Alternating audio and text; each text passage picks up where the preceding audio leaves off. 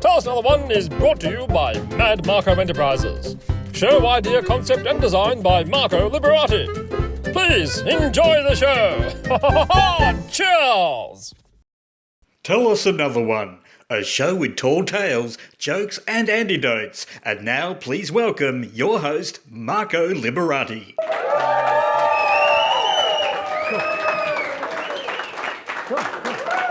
Thank you. What a fantastic audience. This is marvellous. We've got a beautiful live audience here tonight. This is great. So anyway, there's a new health warning out there. If you're feeling sick when you're filling up with petrol and you're feeling dizzy when you pay for it, you may be suffering from coronavirus. Look out. Yeah, there's more where that came from. You know, the James Bond franchise, the 007 franchise, in order to be more economically friendly, they've decided to introduce the Toyota Yaris as the feature car on James Bond. And this is one reason why Daniel Craig's not signing on for another episode. And we asked Sean Connery, what does he think about the Toyota Yaris? And he even thinks, Yaris, of course, that's a great car, good choice. And that's probably one of the worst Sean Connery accents, and of course, hey, car manufacturers are getting on board the coronavirus. There is a new Holden AstraZeneca coming out. And Mazda, not to miss out, they've come out with the Mazderna virus as well. And these cars are awesome. You just fill them up every 3 months, give them a booster. Away you go. So please put your hands together. Nice warm welcome for our next local Melbourne comedian. Please put your hands together for Paul Sharplin. Hello, Marco. Hello, Paul. How you going? Very good, very good. Are you ready? Yeah, it's lucky I read it. I actually misheard you when you said joke off first time. Yes. So this will be interesting. All right, you go. Okay. I'll start off with a sailor who's been out to sea for a year. He finally gets back to dock and he's thought, I've had a woman for a long time, I want to go to the brothel. So he goes to this brothel. There's only one brothel in town. He goes there and he goes, I need a lady for tonight. And they said, sorry sir, but we're all out. There's no one here. There's a festival on. There's no one here. He goes, oh, mate, I'm desperate. I'm busting. I've got pumpkin nutsitis. I need a release. And she's going, sorry sir, but it's just me. You don't want me. I'm just some old hag. I'm the dead root. Don't even worry about it. Don't even waste your time. And he's going, I'm desperate, please. He's going, I'll give you anything. I'll pay you double the fee. And look, I've been overseas. I've got these fantastic sneakers. I'll give you these pair of sneakers as well. So he's going, all right, deal. So anyway, they're in bed. He's going for it. And halfway through, he's like, yeah, she's right. This is bloody useless. What am I doing? I wasted my time, wasted my money. This is ridiculous. I'm not going to get off. I'm still going to have pumpkin nuts. And then all of a sudden, she throws an arm over. And then she reaches another arm over. And then she lifts a leg. And then another leg. And he goes, well, wow, she's getting into it. This is great. He's having a great time. He gets off. She gets off. And he goes, oh, look, that wasn't too bad. You know, you really got into it there halfway through. He goes, oh, no, I was just trying on those sneakers you gave me. Girls and shoes, eh? Girls and shoes. Yeah. Girls and shoes. What have I got? I've got an old Dad and Dave joke. You all know Dad and Dave? Dave was driving down the road in his ute and he drove past Muriel. He says, hey, Muriel, why don't you jump in the ute with me and come for a bit of a ride? And she goes, can't, Dave. And he says, why not? She says, I'm on my menstrual cycle. He says, well, just throw it in the back of the ute. Oh, I got one more. This is a chemist. So there's a chemist there, there's the pharmacist, and he's got a young apprentice. And he's going, I'm heading out for lunch, be back in half an hour. I think you should be okay, you know what you're doing, you've had 1 year at it. I'll head off. So he goes out to lunch, he comes back, and sees this old lady clutching the shelves in the shop. And she looks petrified. And he's like, wow, what's going on here? He goes over to the apprentice and goes, what happened with the old lady over there? He goes, oh, she came in for a cough. He goes, and what did you give her? He goes, I gave her rapid, fast-acting laxatives. So what the hell did you do that for? He goes, well, have a look at her. She's too scared to cough now, isn't she? Good one, Marco, good one. All right, I'm going to finish off with just a couple of quick ones. Probably dog owners in the room. You know, I find it interesting the way people talk to their dogs. Because I'm pretty sure if your dog could talk to you, the very first thing he's going to say is, It's me, dickhead. I'm the good boy. I've been brought up here to talk about dad jokes. Man, I've got to tell you, I don't really know any dad jokes. Right? I am a dad though. Who else is a dad here? All you guys who are dads, give us a hoy. Come on, hoy. Yeah, you sound exhausted, don't you? Yeah. It's been tough over the time with the COVID and all that sort of stuff and the lockdown. Who enjoyed the lockdown? Me. Yeah, there you go. See, there are people who enjoyed the lockdown. I've got to tell you, my kids are teenagers now. I enjoyed the lockdown because my teenagers couldn't go anywhere, right? And best of all, I didn't have to stay sober and drive them everywhere. It was awesome. Yeah, you're laughing. You know what I'm talking about here. Who's got teenagers? Yeah. Yeah, right, you know what I'm talking about. I reckon what we should do is every year. Now, I know there's a lot of people who say that they had a really hard time during COVID. It was really hard for their mental health during lockdown, right? But I still reckon that every year we should have a COVID Memorial Week, right? We'll tell them it's for the people who suffered, but really it's just for all us parents who've got teenagers. We can just sit at home and do all for a week, eh?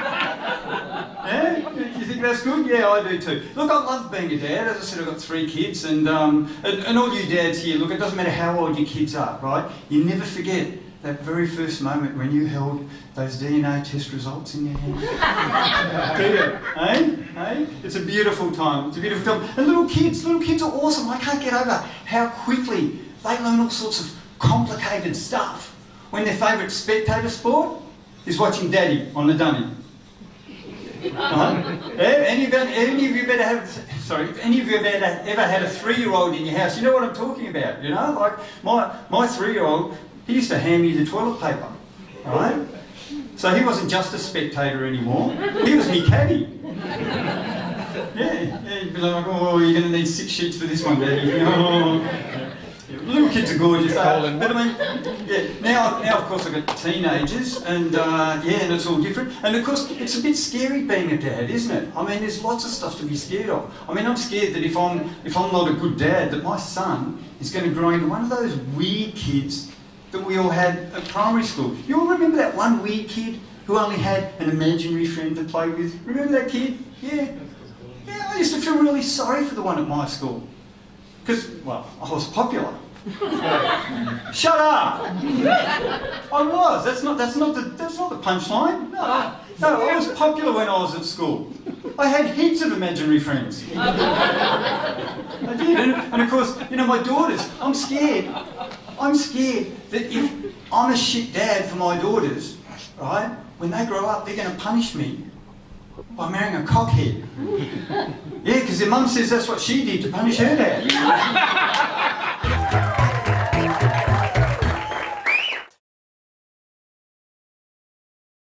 Tell us another one. A show with tall tales, jokes and antidotes.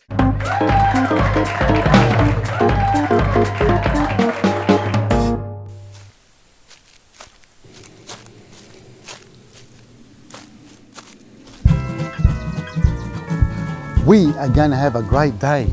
I packed a nice picnic lunch for you. So, you ready to eat? Well, don't just sit there. They can help me unpack. Look, I know you don't like coming here sometimes, but you can't sit inside on your bloody iPad all day. So, I got your favourite sandwiches here, thousands and millions. Let's hurry up and eat, so I go play on the swings. What's with the stone faces? The effort I go to make you a nice picnic lunch, and you can't even raise one finger to help me out. Very rude and very funny. Don't raise that finger at me again. What's got into you 2 girls today? Fine, just sit there and do nothing. Got all this beautiful food here today, and I'm going to eat it all by myself.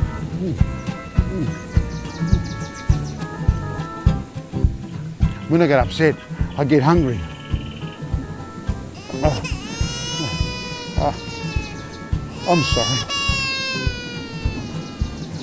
I'm sorry. Just that when I get upset, I get angry. That's right, hangry. Oh, whoa, how cute. That's just so adorable. You make such a loving father. I do try sometimes. My name's Henry. This is Patch, and this is Leah. I'm Penelope. Oh, why the stone faces? I say that all the time. Oh, what's the name of your dog? This is Monty. Oh, what do you think, girls? Do you like Monty? Does he get any bigger? Monty's only a baby at the moment, but when he gets bigger, he's going to be this big. What type of breed is it? Oh, he's a very special designer breed. Monty is a bull mastiff Shih Tzu. Oh, a mastiff Shih Tzu. Not quite. He's a massive bullshit. Oh, I'm sorry. I want you to leave. Monty! I'm sorry. Sorry, Pat. Sorry, Lee. I think we should go.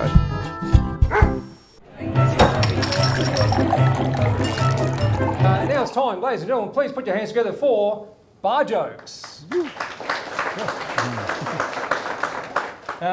Do you have a bar joke for us, or should I start off? Well, you can start if you like. Yeah, go on in. I'll start off. So a piece of bacon, an egg, and a toast rock up to the bar. And the bartender says, sorry, we don't serve breakfast. Yeah. We didn't say they were going to be fantastic bar jokes, they're just called bar jokes. Okay? So hey. Well, I was standing in a bar in Melbourne actually, and I was just waiting to meet someone, and the barman came up and said, "Would you like a drink while you're waiting, sir?" I said, "Oh, thanks very much, I'll have a whiskey." He poured me a whiskey, I drank it. He said, "That's $12. I said, "Sorry?" He said, "For the drink." I said, "I'm not paying for that." He said, "What do you mean you're not paying for that?" I said, "Mate, I was just standing there minding my own business. You came up and offered me a drink. Thanks very much." Right. He said, $12, I'll call security. And this other guy stands up, he said, "Excuse me, I'm a barrister. And I can tell you now, if you took this man to court over that, he would win that case. You offered him that drink." And the bartender's gone, "All right, get out, piss off, don't ever come back to my pub again, pair of you, out." Right. I couldn't resist myself, I went back the next night. I just walked in, he went, "Oh, you, out." I said, "What have I done?" He said, "You did me out of a whiskey last night." I said, "No, I didn't even go out last night." He said, "Well, you must have a double." I said, "Oh, it's very kind of you, thanks very much." Very good. Look, now it's time for our special guest to come upstairs. So please welcome to the stage local Melbourne comedian, ladies and gentlemen, Alex Keane. Thank you. We can do a little segment that we like to call Joke Off. Oh, yes. So I believe you prepared a couple of jokes. Oh, yeah, I took this segment extremely seriously. And you've committed to memory, I see. Yes, yes. That's great. Phone memory. You go first. Okay. I'll start off with a little joke that I've prepared. And this one here is on my noteboard on my other page. Oh, yes. I too came prepared. Oh, yes. Can you tell which one's a baby boomer and which one's a millennial? Yeah, I'll read that one. Just a moment while I get my glasses out. Yes. Alrighty, so this one is a joke about Thor, the god of thunder. He's asked his dad, Dad, I want to go down to Earth. I want to meet a beautiful woman. And he was refused, time after time after time. Finally, his dad goes, "All right, son, you've got 1 week. Get down there, do what you got to do," and he comes straight back up top. So anyway, he goes down there, he meets this beautiful woman, and she's got this lisp. And he goes, "Hey, go and smoke a thong, yeah, it's really nice, thanks." He goes, "Can we get a hotel room? Can we get a hotel room together?" It's like, "Oh, yes, that'll be nice." Well, she's very impressed with him, he's very impressed with her. So they go to the hotel room, and these guys, they can't keep their hands off each other. Right, they're going for it day after day after day. Day 3, right? She's gone to the toilet, and he's thought, "Oh, I'm going to have to confess. I'm going to let her know that this is all going to come to an end, and I'm a god of thunder. I'm going to head back up top." So anyway, she gets out of the toilet and he goes, "Look, I've got a confession to make. I'm actually Thor." And she goes, "Oh, you're so Thor. I'm so Thor I can hardly piff." That's how we do it.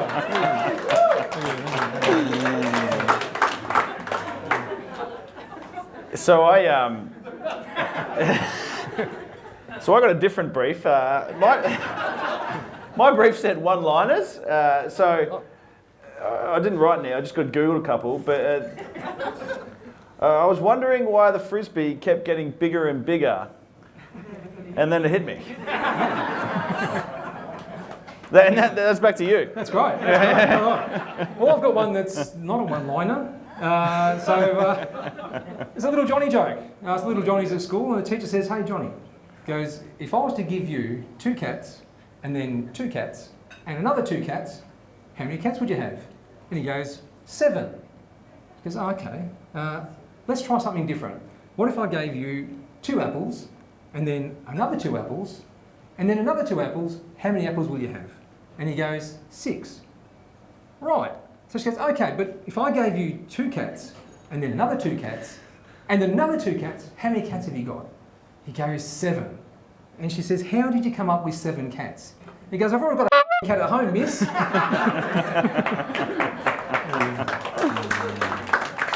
All right, this is my last one. And look, I'm going to be honest with you guys. It's pretty good. It's pretty good. I want to die peacefully in my sleep like my grandfather, not screaming and yelling like the passengers in his car. So we're going to tell some good old-fashioned knock-knock jokes. Why not? We've covered all bases tonight. Let's go for the knock-knock jokes to bring it home. We're going to do some Italian-style knock-knock jokes. You ever heard of any of these? Anyone? Here we go. Alrighty. So I'm going to ask. I'm going to obviously do the knock-knock joke, and you guys are going to say.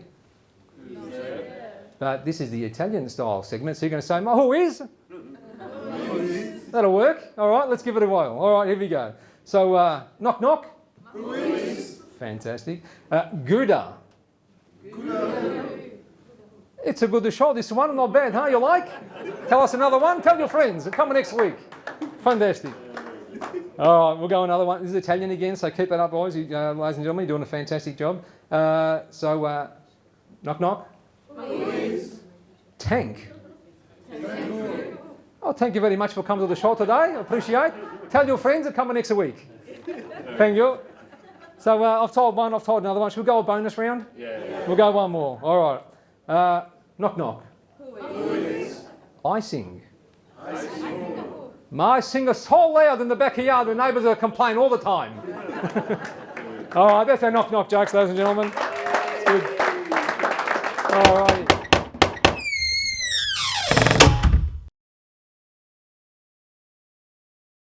Tell us another one. A show with tall tales, jokes and antidotes. Now it's time for Paul Sharplin to take it away and do a couple of minutes of stand-up for you. So please, nice warm welcome for Paul Sharplin. Oh, thank you, Marco. Take it away. Thank you. All right, I get the whole stage. This is the way I like it. My name's Paul. As he said, I'm a 28-year-old hipster from Footscray. I could be. I thought we were going to be friends. This is how you look at 28 when you've been on ice since you were 4.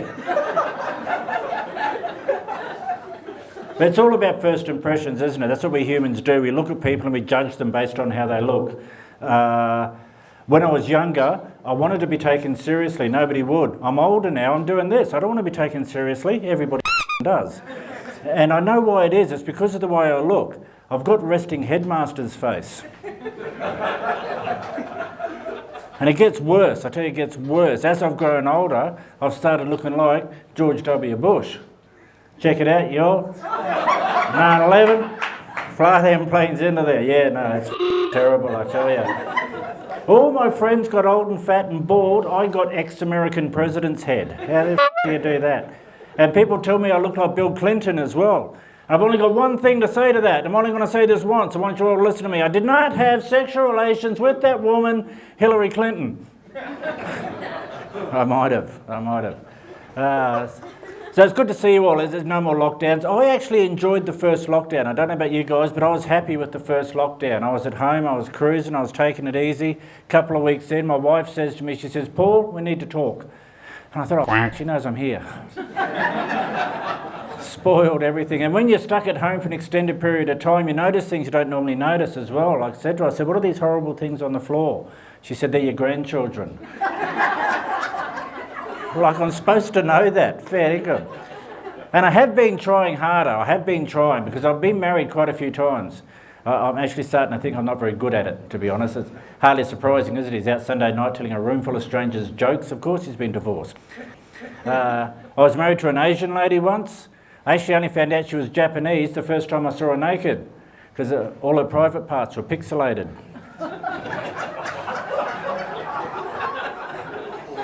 I had to keep subscribing for access. It was terrible. My first marriage ended due to infidelity, but shit happens, you know, it's 2022, your priorities change. If my current wife was unfaithful, I'm going to be pretty cool with it, because that's one less job that I've got to do. Gives me 2 extra nights a year to watch the football. I've got a guy to do my lawn, I've got a guy to do my pool, I've got someone to do my wife, I've got nothing to do. It's genius, I tell you. So I went for a walk during the lockdown. Jill had to go for a walk. I went to the supermarket. I'm cruising around inside the supermarket. Young girls come up to me and she says, "Shouldn't you be isolating?" I said, "Why? I don't have any symptoms." She's going, "Yeah, but you're ugly." And I was surprised, but I wasn't shocked. I wasn't shocked because I was a hideous looking child, absolutely hideous. I went to an all-boys Catholic school, not one touch. 12 years, can you believe it? Not even a fondle. Hell, hideous, hideous.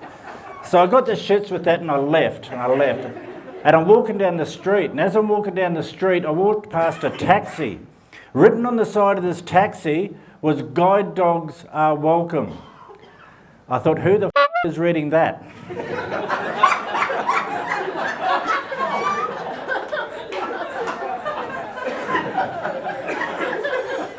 Maybe they could have put it in braille to help the poor bugger out, you know, brrr, till it's gone.